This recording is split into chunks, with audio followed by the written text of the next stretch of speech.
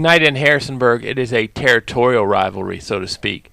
It is Eastern Mennonite and Bridgewater. The winner goes on to play another game against Randolph Macon on Friday. Randolph Macon awaiting the winner. Nathan Davis gave me his thoughts on Kirby Dean's running Royals from Eastern Mennonite.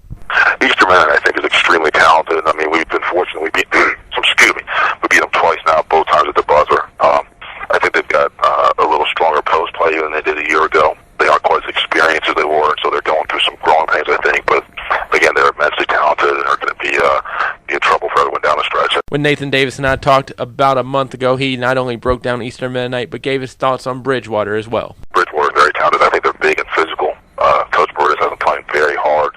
I know they had some injury problems earlier this year. It looks like they're starting to get their guys back. So again, he's got them going a little bit too. Bridgewater holds the most recent victory over Eastern Mennonite as they traveled down there February 8th and got a win 79-77. Eastern Mennonite got the best of them on January 18th by the score of 80-49. Kirby Dean, head coach of the Royals, talks about who from his team is playing well headed into the tournament. Well, Owen is playing really well. Owen Longacre. I mean, he had 20 against Guilford the other day, and that was kind of the key to us being able to beat those guys. Was his presence, not only in the post, but his ability to step away from the bucket and make shots as well. He kind of limits Guilford's ability to play their big guy because Owen can step out on the perimeter and make threes. And some of the big guys for Guilford have trouble guarding out there, so that can be a big advantage for us at times. So he's played really well. R.J. Sims, I thought, had one of his better games against Guilford. He still didn't shoot the ball great, but his defense was fantastic, and I think he had 7 rebounds. He did a lot of the little things. We've talked to him a lot about that you can have nights where you only score 4 or 5 points and you can still have a major impact on the game. Sometimes young kids have a tough time understanding that. They go to the box score, and the first thing they look under is how many points they scored. And a lot of times rebounds, assists, and defense don't even, don't measure as much as the points, but can sometimes be, even more important. Bridgewater comes in, has the 10 seed, but Don Burgess talked about the importance of staying positive with such a young group. Only one senior on the Eagles roster. Especially with this squad here, it's one of those things, these youngsters, these kids are working extremely hard, and, they're trying their best. They're working extremely hard, and at times you look out there, and we have, one sophomore and 4 freshmen on the court because of our injuries with our one senior, Cody Griffith, and other sophomores, David Larson, and so forth. So it's imperative to stay positive with these guys because it's not like they're out there trying to lose a ball game or they're trying to miss a screen or trying to miss an open shot. In the Roanoke game, Bob, we had great execution down the stretch, but we just unfortunately missed a wide open shot, or we might have missed a college basketball layup right there with the defender squaring us up. But the guys are working hard, so it's imperative for my staff and I to stay positive because they are working. And we know that in the silver lining, these guys are getting battle tested at an early age. So hopefully, when they're sophomores and juniors, they've been battle tested. But more importantly, for this ODAC tournament. Hopefully, Bob, they've been battle tested for 25 games.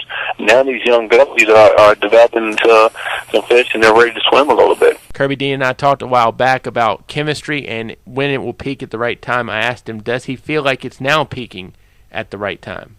It's a tenuous thing with a group this young, and I'm afraid to let myself get too excited. But honestly, the last 6-8 games, I thought with the exception of one game, we really played well. Now, with that said, we found some really imaginative ways to lose games that we should have won. Looking back over the course of the whole season, we lost 5 ODAC games on the final possession of the game, and another that it was we were either up or it was tied with 4 minutes to go. I told the guys yesterday in practice, I put up the standings of the ODAC, what they were, and then I put them up if we'd won those games, and we'd have finished second. We'd be second behind Wesleyan if we'd have won all those games that we could have, should have, would have. So I think my kids are confident, and there's a part of me that really thinks that we could, be on on the front end of doing something. I think we're good enough to beat a lot of people, and I think we have more confidence than we've had all year, and I think we're more comfortable than we've been all year. So there's a part of me that wonders if there isn't a chance that we could really do something special here over the next week. But don't want to get too ahead of myself because, the reality of it is Bridgewater beat us last time they were in here, so we could conceivably be gone before the party even gets started. But if we do beat Bridgewater, I think that the sky's the limit. I think the potential is limitless. I mean, it's hard to tell what we could do. I mean, we have the ability to do some crazy things from that 7th seed. I'll tell you this, I bet there's a lot of people at the very beginning of the year in the ODAC meetings, when they interviewed me for the ODAC site, one of the things I said was I hope that by the end of the year people won't want to see us in their bracket.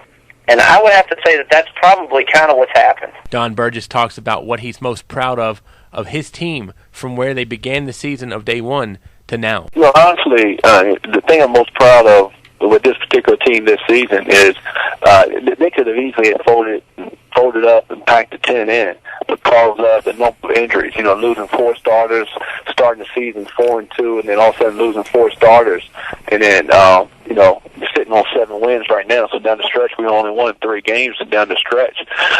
But just a resiliency. They continue every day to come to practice, work harder, pay attention to film sessions. They stop by for individual workouts.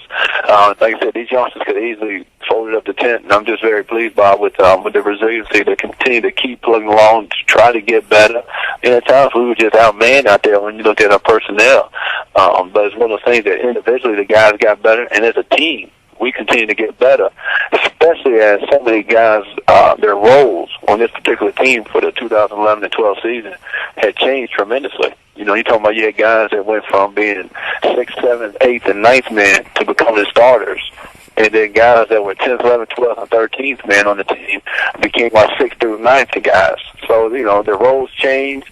And with that being said, trying to provide that to a bunch of youngsters, Bob, was challenging from a coach's standpoint. Because you got a whole bunch of young kids, and now you're asking, hey, we need you, but we need you to produce as well, and to produce in the best conference in the country.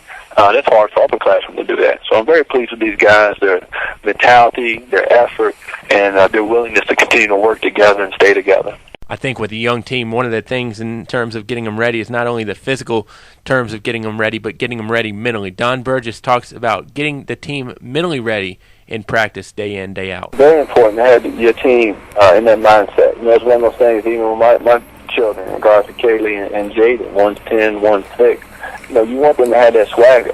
When they go out to compete, you got to be physically prepared, but more importantly, you got to be mentally prepared, especially at the collegiate level.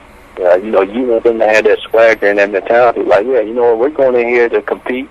When they tip the ball off, we're coming out here to win. And we're competing, and we prepared ourselves to win. But like you said, especially in the tournament time, whether it's the ODAC tournament, whether it's the ACC tournament, those teams that step on the court, you have to mentally prepare yourself and expect to win and have that swagger in regards, hey, look, we win, go about your business, punch the clock like you're supposed to, and put in the work and expect to win, and then you play another day. If you go in, because every coach is having the same talk to the team, Bob, in regards, hey, you win, you advance. If you lose, you go home and you start the off-season workouts. So with that being said, mentally you have to be prepared in regards to, hey, have the right mindset that you're expecting to win. 2 players that Kirby Dean will have to watch out for tonight, the senior from Giles County, Cody Griffith, and freshman Ed Reddick. First, I asked Don Burgess about Cody Griffith from Giles. And then, Cody Griffith had been injured all season long, and he made it back for senior day and ended up having 21 points for us. Ed Reddick had a very solid game against Roanoke last week, 20 points and 9 rebounds for the freshman in 36 minutes of time. Don Burgess gave his thoughts on what Ed Reddick has meant to the squad. Yeah, Ed Reddick being a freshman, he's a young man that can score inside and outside. At 6'4", Ed is playing out of position. He's going up against other guys, 5 men. He's basically a 4-3 man, but he's playing the 3-4 or more so the 5-4 and 3 for us because of our injuries and our roster. But Ed just goes so hard. His footwork is very clean and decisive for incoming freshman to come and put up the numbers which he's putting up. It's quite astounding, especially coming from a freshman when he's going up against the likes of Nathan Campbell's, Logan Singleton. It's very talented 4 men in the conference and ODAC conference. And as you said, against Roanoke, Ed had an outstanding game. Kirby Dean talks about what worries him about Bridgewater. Probably the biggest concern is that they beat us here about a week and a half ago. So they'll come in confident. I'm sure they'll come in expecting to win based on the fact that last time they walked out of here, they did win. So I think from that standpoint, that's probably the biggest concern, is that they probably are pleased with the matchup. I don't know if that's really true or not. Depends on how you look at it, but I would think they'd have some reason to have some confidence that they can come in here and win. Beyond that, they got some really good young players. And then, of course, Cody's playing again. He had, I think, 21 against Roanoke. So, from that standpoint, they got good players, just most of them are young, which is similar to us, to be honest with you. I think you're looking at two teams that, irregardless of what happens on Tuesday night, I think both of them are in a position to really make some noise next year. But I think it'll be a dogfight. Then Don Burgess on the other side talks about what he's worried about from Eastern Mennonite. Eastern Mennonite, they do a real nice job in regards to their transition offense. They have some very talented athletic wings and a very talented guard in Adam Burrows. And it's one of those things with those guys, they score in bunches, especially when they're in the transition. So, one of our biggest concerns, when we played over there, we walked away with the victory. We were able to score the basket and have our tempo.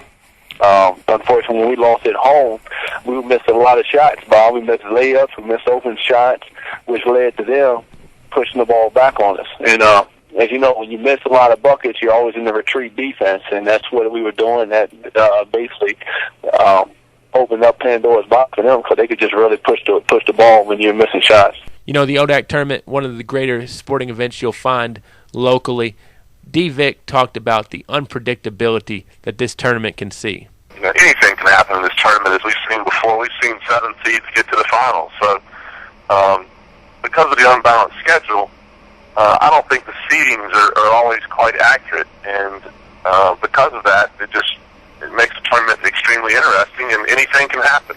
So it's going to be a great weekend. And finally, the dean of the ODAC coaches, Paige Moir, talks about the power of the ODAC. The ODAC, there's no questions asked. It's the best league in Division III now. We have been for the last 3 seasons, and I think you'll see that when we come out. Our league has turned it up a notch. I think the influx of new coaches, the influx of coaches like Hillary Scott and Clay Nunley, who had great recruiting contacts coming in from their days at Division I, but they had the background and the knowledge of what Division III is from playing Division III basketball, has turned our league into the best. There's no league that compares with us. There's some other good leagues, the NESCAC, the Wisconsin Public School Conference with Wisconsin Pleasantville, those guys. Those are all good leagues.